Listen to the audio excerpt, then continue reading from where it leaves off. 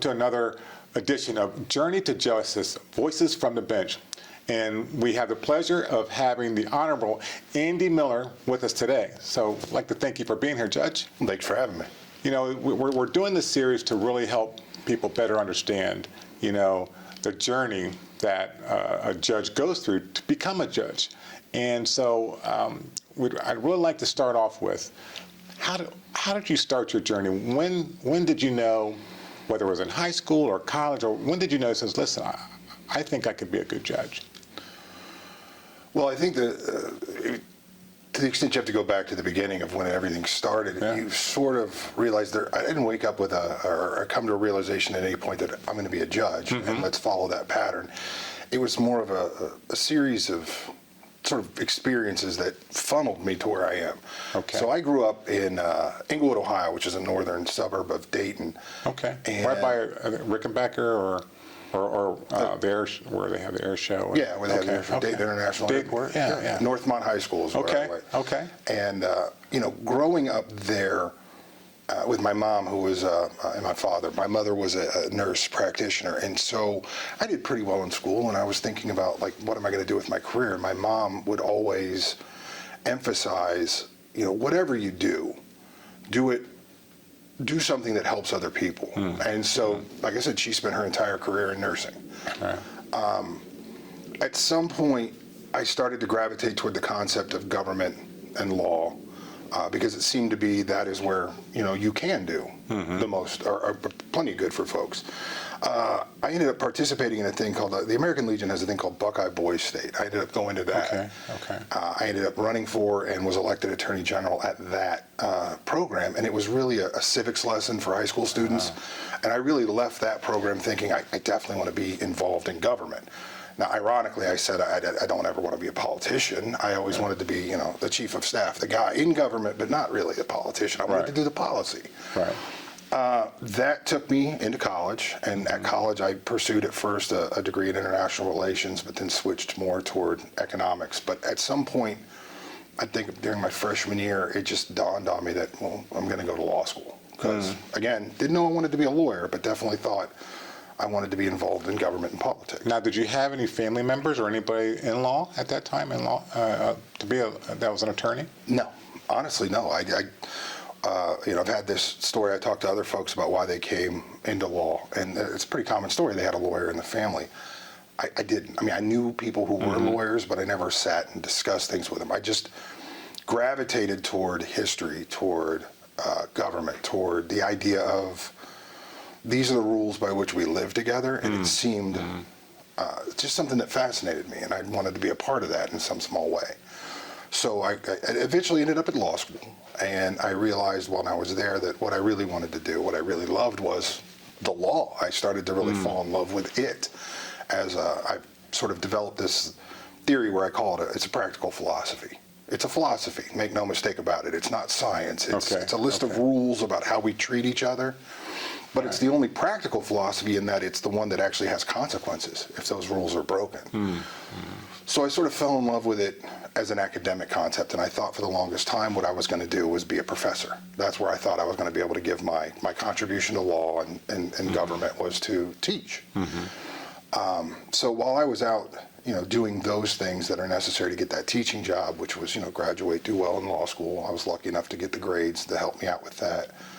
I did a couple federal clerkships, worked for a large firm for a while, and then eventually got into teaching. And during that period, I enjoyed teaching tremendously. The writing became, I say more difficult, but less appealing because it was more about esoteric things, not the broad scale teaching of law that I wanted to do. But at the same time, I also started to miss the courtroom because I really did, in fact, enjoy my time as a trial attorney. So around the same time of my second visitorship, I believe we were in Houston, Texas at the time.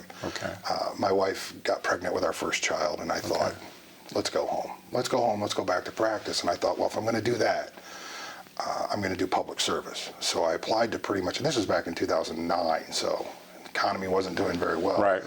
So I applied to pretty much every governmental agency under the sun, and I was just very lucky to have my resume cross Rick Pfeiffer's desk over at the city okay. attorney's office, Right. right at the same time that he was looking for another civil litigator. So I kind of lucked into that position where I was for 11 years before this one. And that was really where I had always had a general sense that, I just want my job to mean something besides an income, to mean something to the larger community. And that's fulfilling to you.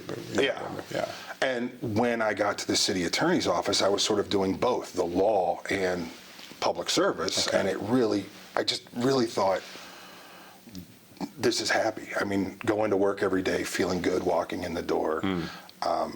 I just got a tremendous sense of purpose, and I thought I was going to be perfectly happy doing that for the rest of my life until I retired.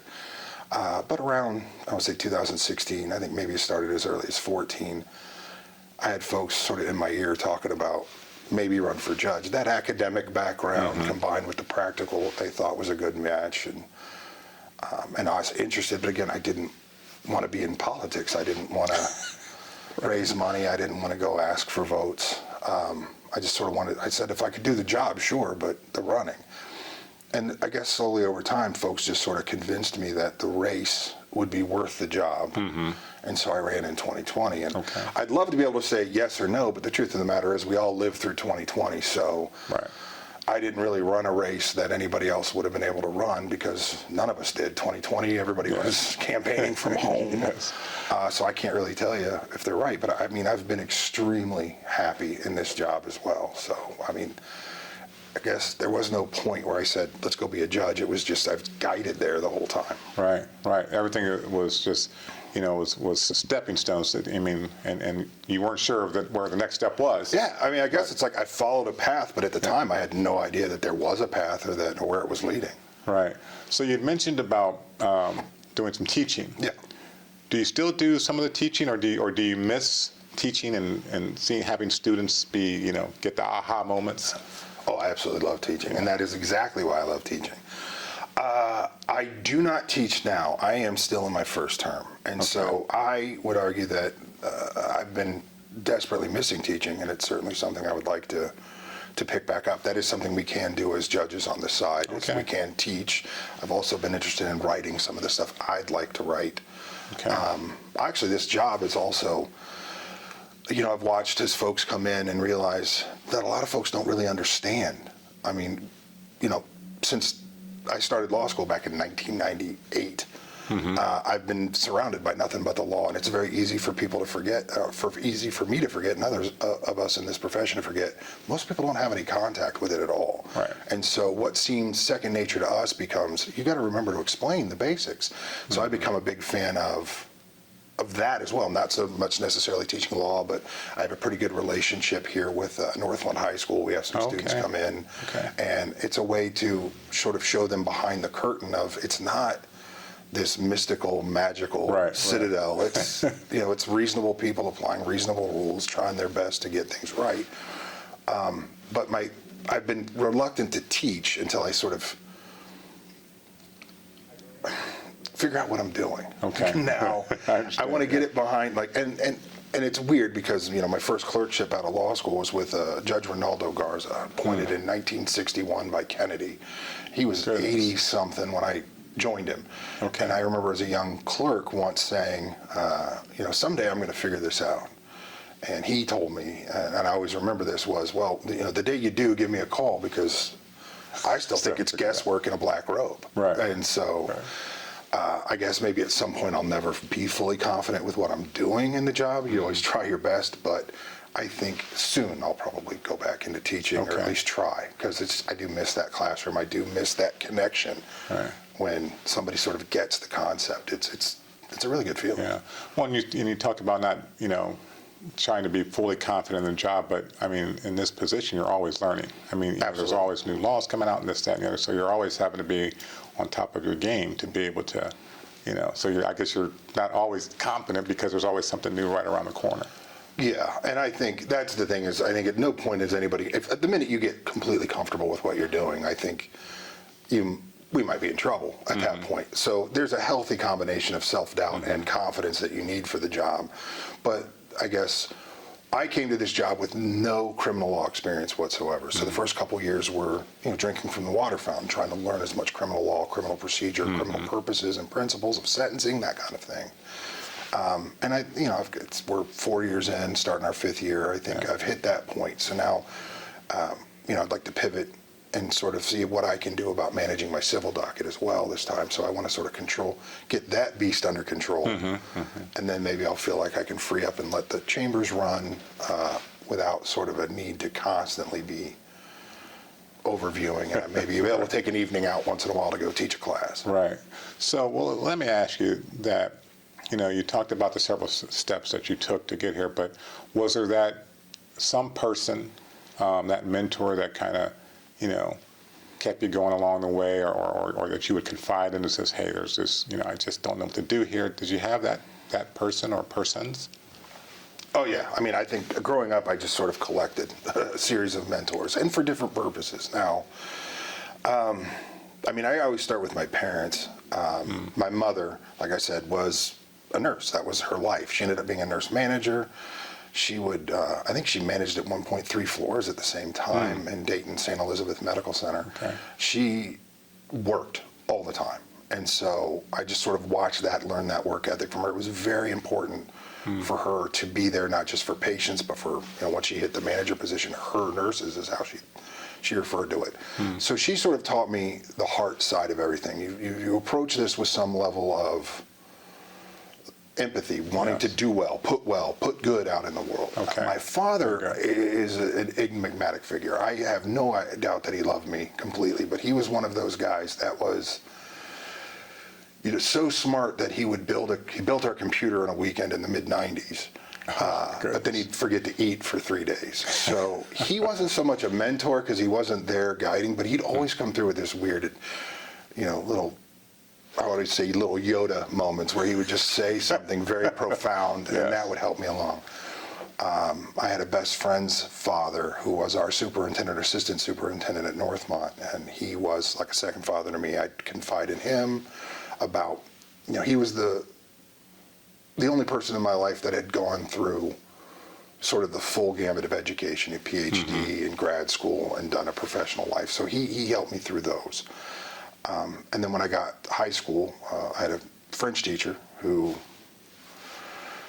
sort of got me by the scruff of the neck, because at the time I was a kid that was doing pretty well in school, but I was goofing around a lot.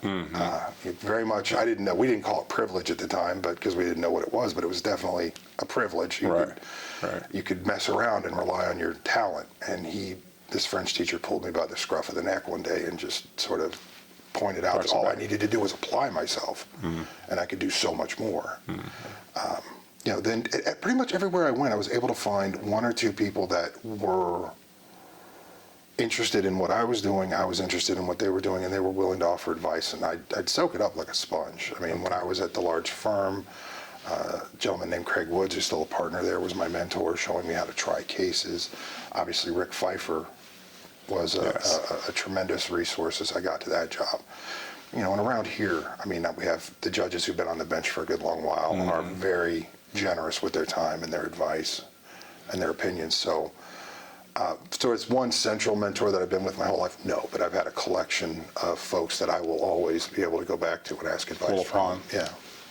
So throughout your career, whether it be as a judge or becoming a judge, what do you see as the most challenging time or that you had to deal with, whether it was in school or whether as a judge? What do you see as one of, I'm sure there might be several, but one of the most challenging times that you've had? Well, I almost think it's separate and apart from law. I would argue that the moment you leave school and you start to enter that professional life, most people, their midlife, they call it their quarter life crisis now, but now we've recognized that it happens in their mid-20s. There's a lot of angst. There's a lot of uncertainty. You go from this academic world of growing up and preparing to become something, and then you hit your 20s and you're out the door, and now it's time to be the thing you've been wanting to become. And it's very off-putting. So what I tend to do, and I love talking to law students when I can, I talk to high school students when I can too, is sort of prepare them for that, let them know that it's coming. There's no getting around it. the transition from child to adult Right. hurts and it's difficult. Right. But just to remind them that you're going to make it through. So I would say that's the most difficult part, is trying to make sense of the world once you've left academia and it's time to actually start doing something. Doing the work. Yeah. Doing the work. Yeah, that's step one, because it's like you don't have that security blanket anymore. Now you're out there. Now it's up to you to make it happen. Yeah. So that was the most challenging times, but what are one of the most unforgettable times that you, I don't know whether it was the aha moment or maybe it was a court case that you felt really good about and changed lives, or what do you think that would be?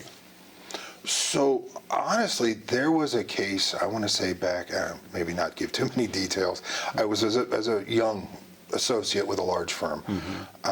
It was a 2-week products liability trial, wrongful death case. I and my firm were representing the seatbelt manufacturer. It was a rollover accident, and an elderly woman was ejected from the vehicle. And it was a very sympathetic story. I was in charge of sort of the science side of the case, the theories of defect. And as over the course of my research, I realized that these theories of defect were just scientifically implausible. It would be like arguing rain falls up. So I thought we had a very good winner case. Now I'm a young, associate, and we're flying down because this was out of state.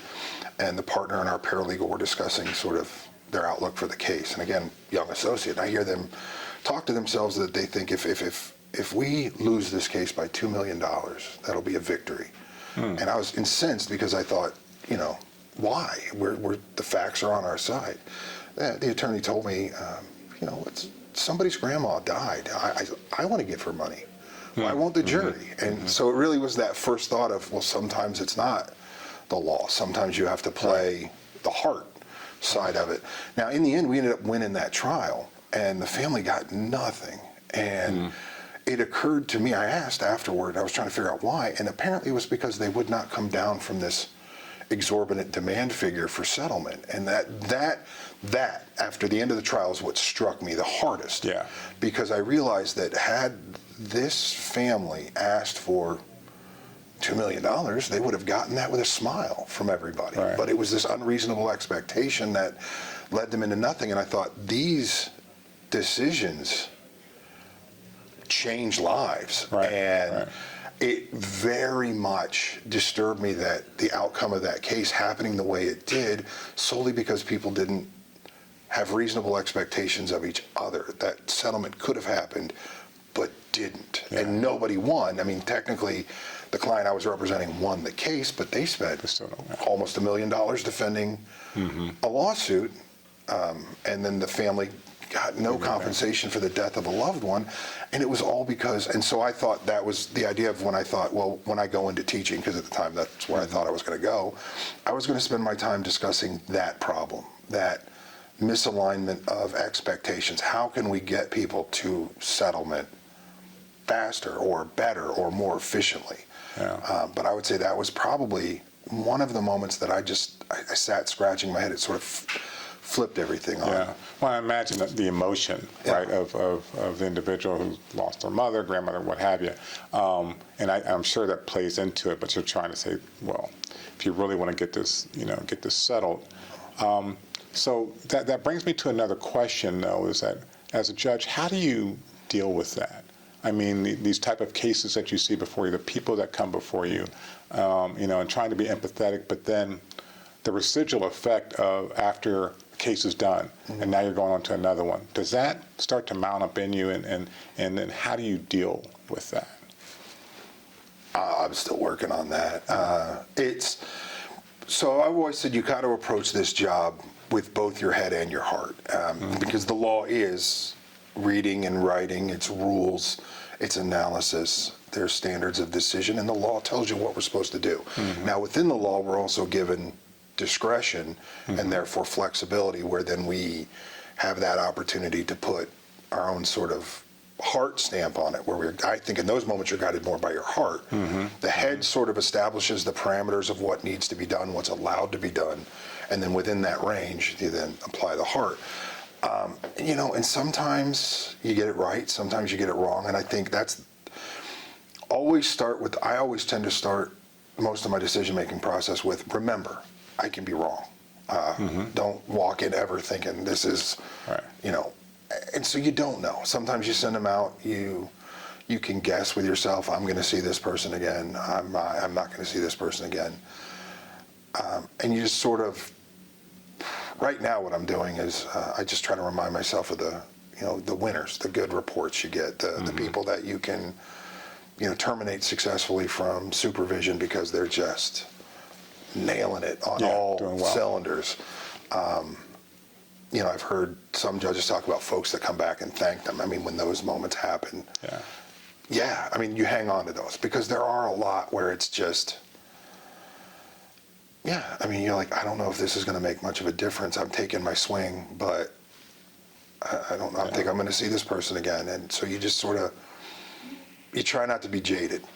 You make that conscious. First of all, I would argue that that's what you have to do first, is recognize that you can become jaded. If you try to ignore the fact that it's even possible, that's how it gets you. Right. So recognize that you can become jaded, and then make a conscious effort to, each case is each case. Each case is, like I said, always revert back to the analysis. The law will give us, in the head, the analysis will give us the range of things I can do. Then I go, where does my head want to go within that range that's given to me? Right, and I'm sure family, helps support you, Once you get home, you're like, okay, let it go. To some extent, I think, because there's certain things I tend to overanalyze everything, so I don't want to talk. But there's only so much you want to talk with your family about. You don't want to burden them with some of the stuff you've seen. But, I mean, they know. They keep you level. Absolutely. Okay. So the last question, and it could be, in regards to, you talk about the teaching and what have you, but what words of inspiration would you give to that person who's maybe looking at becoming an attorney, or even those who have come before you? What inspirational message could you give to all of them, in a sense? So I don't know if it's an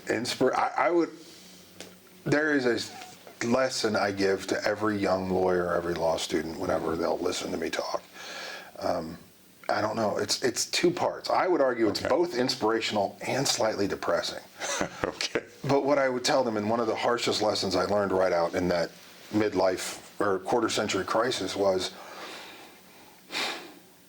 in this profession, the sheer act of caring about doing a good job, about, the next brief I draft is going to be the best brief I've ever drafted. The next argument I'm going to make is going to be the best argument I've ever made. The next client I serve, I'm going to serve the best that I've ever served any client. Like, every day I get up wanting to do a better job.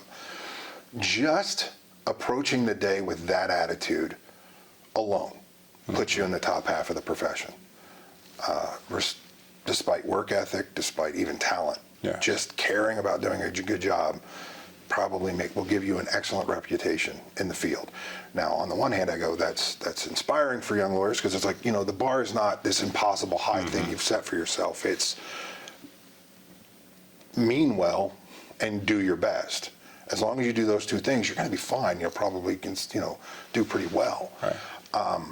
However, it's also sort of the downside is it points out that there are a lot of folks out there who are just practicing, and that's a little depressing. But we don't see a tremendous problem with it. But it is true.